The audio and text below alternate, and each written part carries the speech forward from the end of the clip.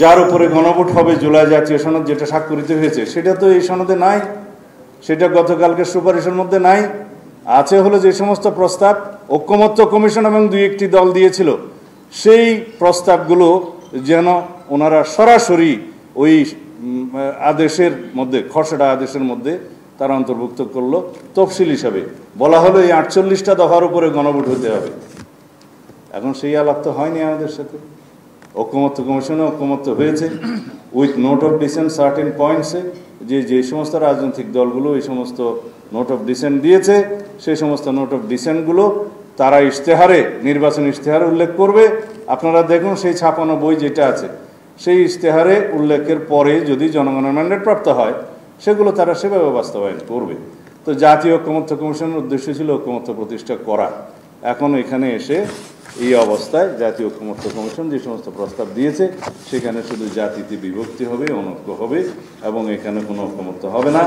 এর ভিত্তিতে তারা কি অর্জন করতে চায় আমরা জানি না।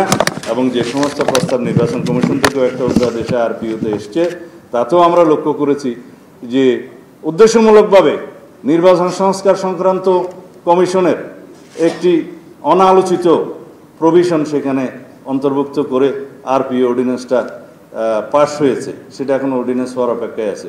যেমন জোটভুক্ত যে কোনো রাজনৈতিক দল তাদের স্বাধীনতা ছিল নিজস্ব প্রতীকে অথবা জোটের যে কোনো প্রতীকে নির্বাচন করতে পারবে।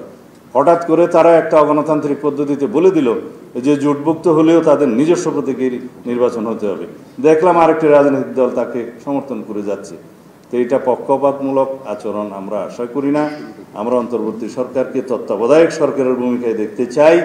তারা যেন নিরপেক্ষভাবে আচরণ করে এবং তাদের সমস্ত কর্মকাণ্ডে যেন জাতি একটা আশ্বস্ত হতে পারে, ঐক্য থাকতে পারে, সেভাবেই যেতে হবে। আমরা তাদের ঐকমত্য কমিশনের এবং সরকারের বিভিন্ন পদক্ষেপে আজকে এখানে এসে হতাশা ব্যক্ত করছি। ধন্যবাদ।